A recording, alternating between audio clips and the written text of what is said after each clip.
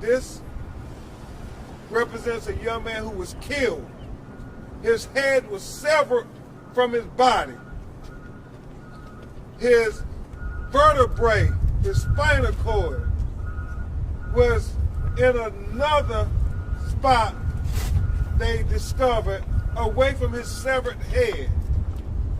They have recently found remains that they believe are also Rasheem Carter at another part of where he went missing.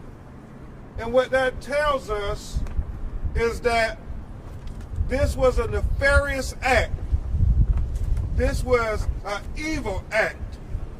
Somebody murdered Rasheem Carter. Rasheem Carter worked for Clements Mechanicals at the local Georgia Pacific Company in downtown Taylorsville. My son texted me. This was after him and I had gotten off the phone. He said, me and the owner of this company not seeing eye to eye, Mama. But if anything happened to me, he's responsible for it. I'm too smart, Mama. He got these guys wanting to kill me.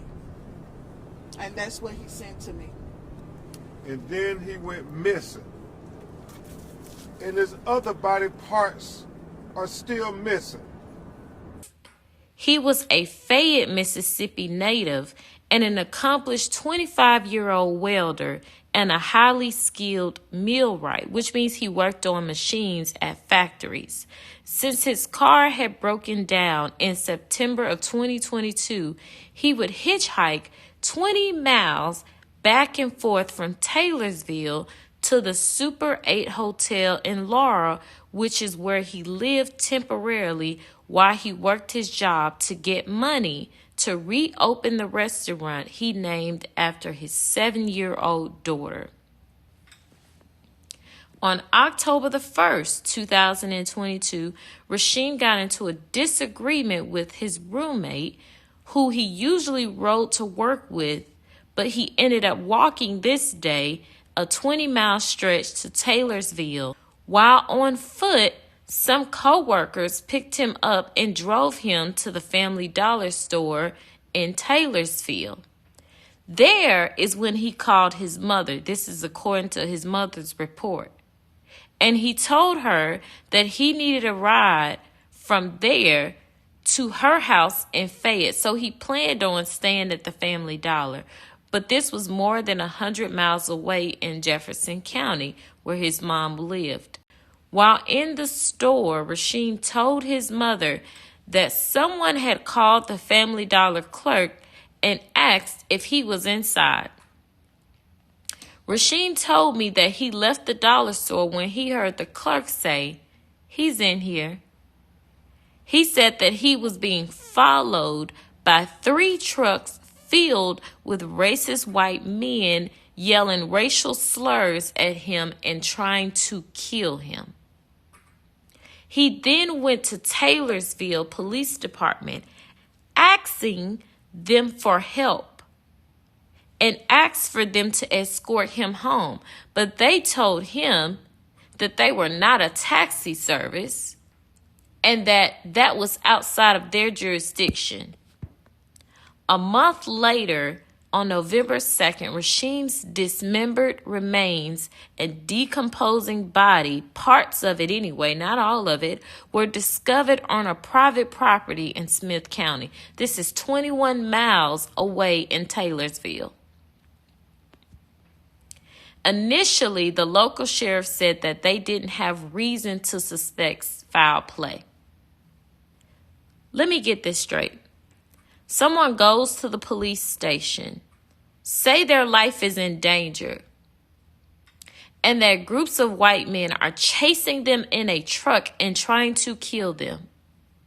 You then find their body parts decapitated in the woods, and you say that there's no reason to believe foul play, aka no reason to believe a crime occurred? Right. Because you think black people are stupid enough to think that you could just tell the mother and every other one of us that an animal just ate this person, and we would just be like, okay, That's what happened. Case closed. The medical examiner ruled that Carter's death and his manner of death was undetermined. How surprising. While noting that the conditions of the remains during the autopsy made determining the timing of the injuries difficult. Medical examiners are paid by the state and work with law enforcement closely for their cases. A lot of crooked medical examiners who are tied to local law enforcement have been found to be lying in their reports in very serious cases that have been overturned. It's a part of the good old buddy convict who we want and don't convict who we don't want to convict system. A part of the sweep under the rug, systematically racist system that has been created in the United States. This medical examiner is literally saying they cannot do all the things they have been trained to do. They are literally saying they cannot determine the cause of death. Let's not go rocket scientists here. Animals do not decapitate. This was not a suicide. Cause of death, murder. Oh, wow, that took a lot. Number 2, it's hard to determine the time of death, is what the medical examiner is saying. This is something that they can do through looking at the bones, through looking at the weather conditions, through looking at the environment that the bones were found in. Think about this. All of these ancient historians can go back and find bones that's hundreds of years old. Let's just think common sense. And they can tell you what year the bones were from. And they have this all over the History Channel. But you're telling me someone who died months ago, you can't tell that based on what you have? Let's move on. This is why it is not uncommon for people to hire independent medical examiners for their cases. Now, the local sheriff, Joel Houston, is saying that now, after telling everyone that, this was an animal case, there's no suspicion of foul play. Now he's saying, well, we're not going to rule out murder. Listen to his words. He's not saying that they're going to say it's murder. He's just saying that, we're not going to rule it out. We'll leave the possibility open.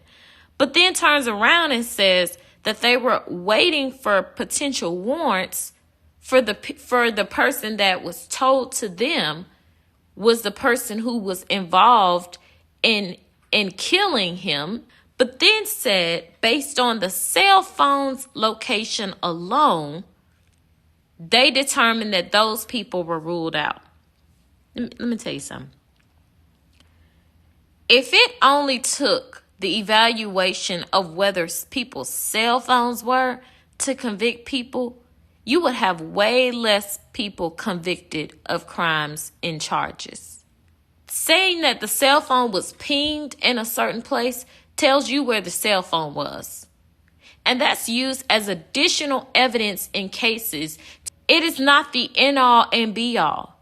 It is not if your cell phone is found in a certain place, then you're no longer a suspect in a case. Because we have other things, such as DNA, which he said nothing about.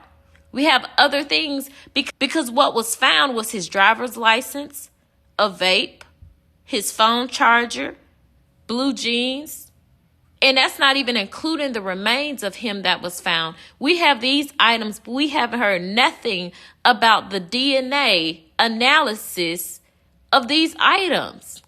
We haven't heard nothing about the preservation and how they're preserving the evidence that they do have, so that hopefully when the DOJ comes in and looks at this evidence, they can find what they need to find. The same week, the white woman, Carolyn Bryant Dunham, who lied on Emmett Till and caused his dismembering and torturous death by a group of white racist men who picked him up in a pickup truck in 1955, is the same week more remains of dismembered, tortured into pieces body remains of Rasheem Carter, who was being chased by white racist men in a pickup truck, are being found in 2023. History is not irrelevant. History repeats itself. When they say we shouldn't be able to learn about our history, we shouldn't be taught about our history, this is why we should, because history will always show us who we really are and how far we have not come. Stay woke.